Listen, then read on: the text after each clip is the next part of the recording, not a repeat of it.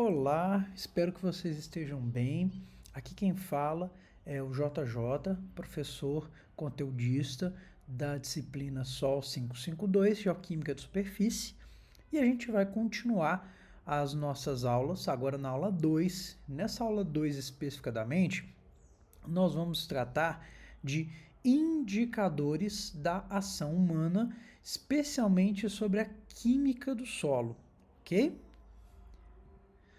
Então, para a gente identificar a ação humana em qualquer tipo de sítio, existem algumas evidências que vão indicar para a gente a presença da ação humana no passado. E, bem, existem várias evidências que a gente usa para isso, né? A gente pode usar a presença de cerâmica, de carvão, cinzas, ossos, conchas, artefatos, pedras lapidadas e construções históricas, logicamente, que vão servir para indicar aquela ação humana com mais firmeza. Porém, muitas das vezes, essa presença humana ela não está tão nítida, não está tão evidente, ou mesmo a gente quer também avaliar a intensidade dessa ocupação humana. E aí, para isso, a gente não basta olhar apenas para essas evidências morfológicas que estão em campo.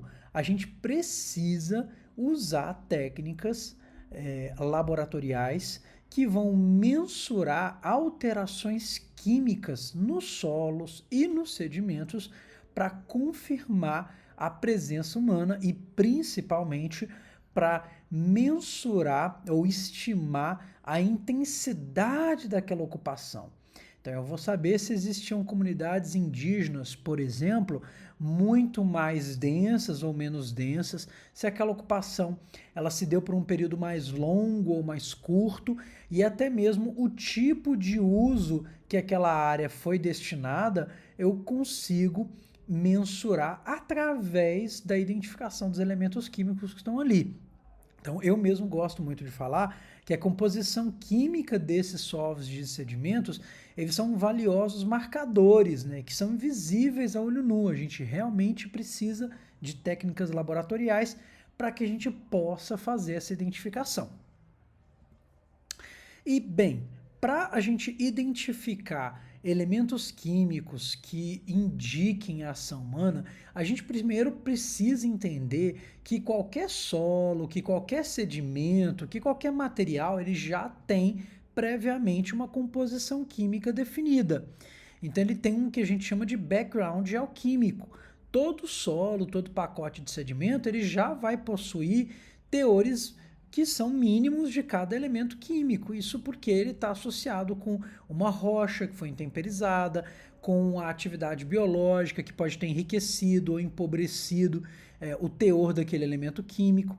Então, toda vez que a gente vai a campo e a gente coleta um material de uma área que a gente suspeita que teve ação humana e a gente quer ter uma noção melhor de que tipo de uso e da intensidade de ocupação dessa área, a gente precisa entender que eu também tenho que coletar numa área que eu tenho evidências que não houve antropização, que não houve ocupação humana. Porque eu preciso ter uma ideia do background alquímico, eu preciso ter uma ideia de qual é o teor médio de um ambiente natural, de um ambiente sem ação humana. Então, por exemplo, fósforo. A gente vai ver nos próximos slides que o fósforo é um elemento químico fundamental para identificar alguns tipos de ação humana. Então eu preciso coletar solos numa área que não existem evidências de ação humana e coletar na área que eu estou estudando, e aí eu vou comparar os teores de fósforo para ver quão mais alto é esse teor de fósforo na minha área de estudo. Isso porque a gente, como eu mencionei, tem que considerar que cada área no planeta Terra já tem um teor mínimo de cada elemento químico. E eu só vou conseguir mensurar o incremento de um elemento químico, ou seja, quão maior é o teor daquele elemento químico na área de estudo, se eu tiver uma referência. Então a gente sempre precisa partir de uma referência. O bom é que essas referências, às vezes, elas já existem.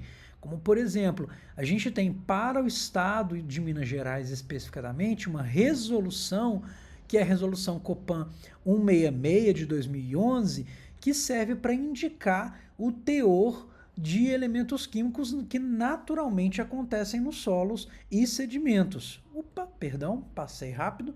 Então tem uma tabela que, se vocês consultarem no Google, com o teor do que a gente chama de referência de qualidade, que é essa terceira coluna, com os valores em negrito. Todos esses valores são valores que, para o estado de Minas Gerais, se identifica que são valores que naturalmente ocorrem, ok? Então, eu espero ter 6 miligramas de cobalto para cada quilo de solo ou sedimento no estado de Minas Gerais. Eu espero encontrar 49 miligramas de cobre para cada quilo de solo no estado de Minas Gerais. Ah, Jota, isso é só para Minas? Sim, é só para Minas. Ah, mas eu estou estudando lá no Pará, lá no Amazonas. Ótimo, maravilha. Você vai ter que procurar uma legislação ou estudos prévios que indiquem esses teores. Isso tudo, gente, caso você não decida basicamente coletar uma amostra naquela área, numa área que não tenha evidências de ação humana, que é o que eu sempre recomendo. Se você quer saber a intensidade da ação humana e o tipo de ação humana numa área específica, colete amostras também em uma área que não tem essas evidências de ação humana. E aí compare os valores. Isso vai te ajudar bastante a confirmar a intensidade e a presença de ação humana pretérita naquela área. Tá? Como eu estou falando, coletar em ambientes vizinhos, né? Em ambientes que a gente não tem ação humana.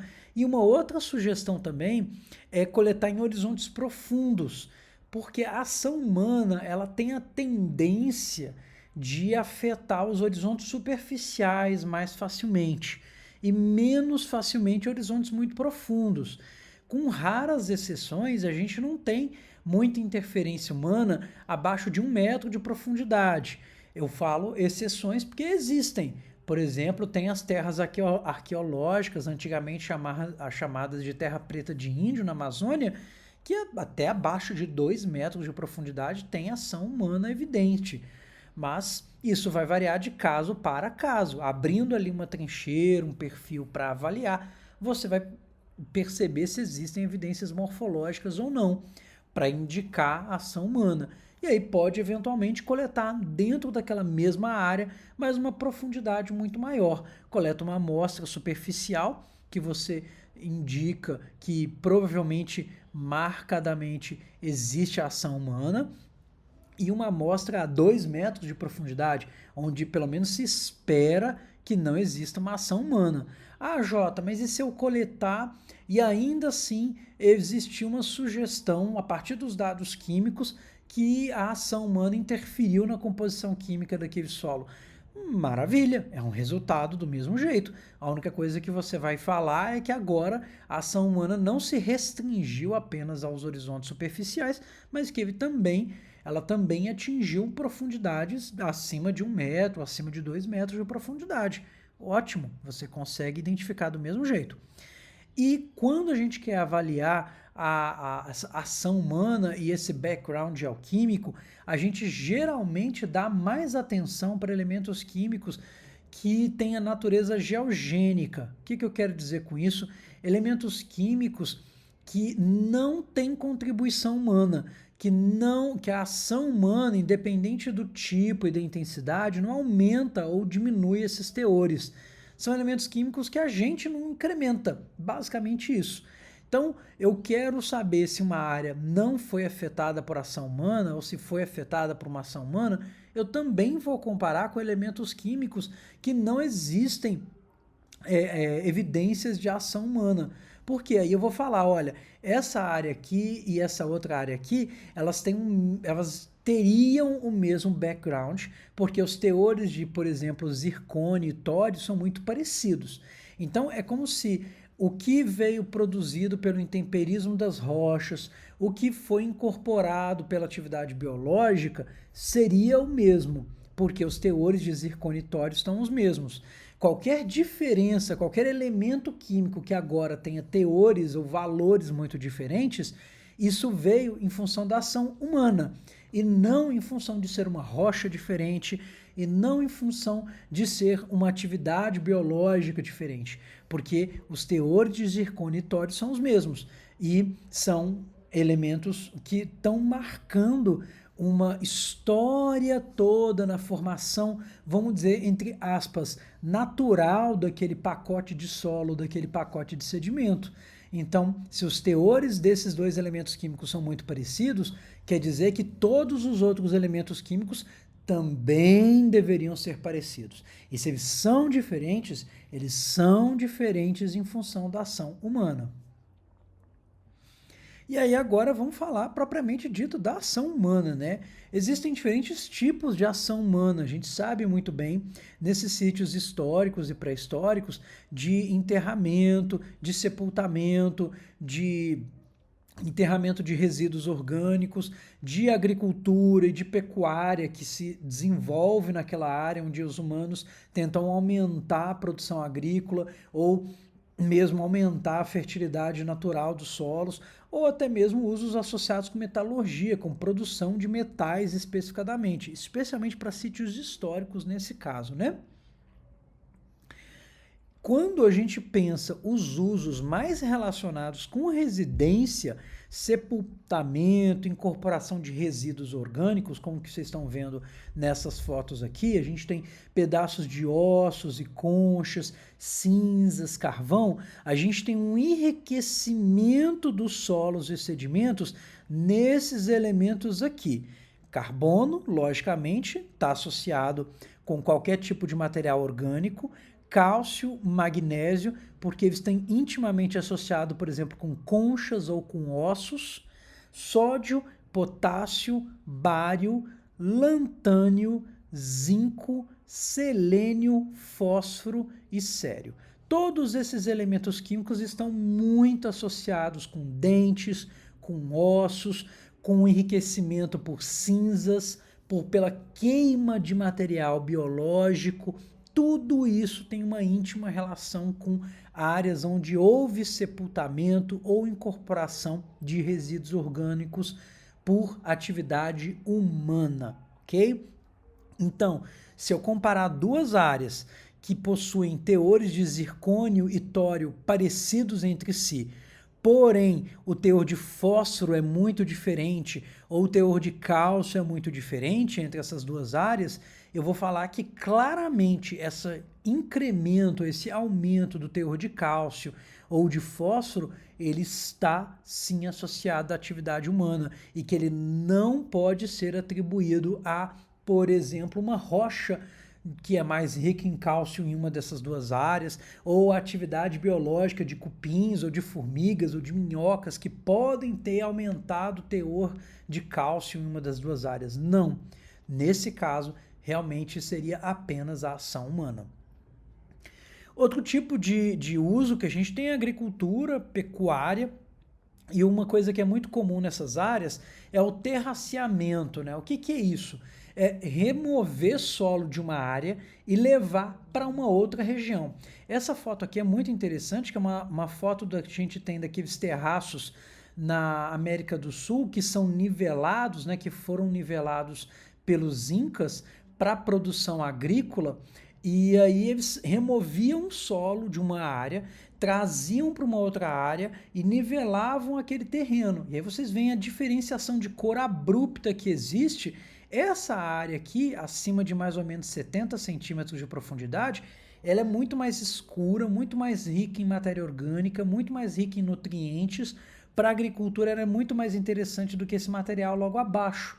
Então eles não traziam qualquer tipo de material para incorporar aquelas áreas, né? Eles sabiam que eles estavam incorporando um material que era muito fértil. E esse material tem uma importância muito grande para a agricultura e para a pecuária. Os elementos químicos que a gente vê no enriquecimento, alguns são os mesmos, mas muitos são diferentes. A gente tem o boro, o magnésio, o manganês, o níquel, o fósforo, o alumínio e o selênio. todos esses elementos químicos que vão te indicar agora um outro tipo de uso. E também, como eu mencionei, podem te indicar intensidade. Eu posso comparar sítios diferentes que todos tiveram ação humana e a partir do teor de fósforo, de níquel, eu falo, olha gente, nesse sítio a ação humana foi mais intensa e ou mais duradoura do que no outro, porque os teores de fósforo naquele ali são muito menores. Então a gente consegue chegar nessas informações que evidências morfológicas raramente nos permitem chegar nessas constatações. E a gente também, perdão, eu voltei. E a gente também pode falar da metalurgia, né, de diferentes sítios que agora já vão estar mais associados com a fusão de metais, o beneficiamento de materiais que podem ter usos diversos, né, usos bélicos ou não, de ornamentação. Independe disso, a gente vai conseguir agora constatar que aquele sítio específico ele tinha esse tipo de uso. E aí a gente vai atrás dos metais, principalmente aqueles metais preciosos, aqueles materiais que vão ser utilizados para construção de armas que tem uma dureza, uma resistência muito grande, e ou aqueles materiais que vão ser usados para ornamentação. Quais são esses materiais, gente? Ferro, chumbo, prata, ouro, cromo, cobre. Todos esses elementos químicos vão te indicar, opa, aqui tinha sim uma ação humana, porém era uma ação humana diferente dos outros sítios que a gente está acostumado a ver. E isso me permite identificar e mensurar a intensidade das áreas, ok? Então, a partir dessas composições que a gente falou aqui agora, eu vou pedir para que vocês vão até esse link após a leitura de materiais para responder algumas perguntas que eu fiz, ok? Eu vou colocar esse link também no PVAnet Moodle, então vocês não precisam se preocupar em tentar copiar ou digitar esse link enorme, é só para constatar que existe agora uma sabatina que vocês devem fazer.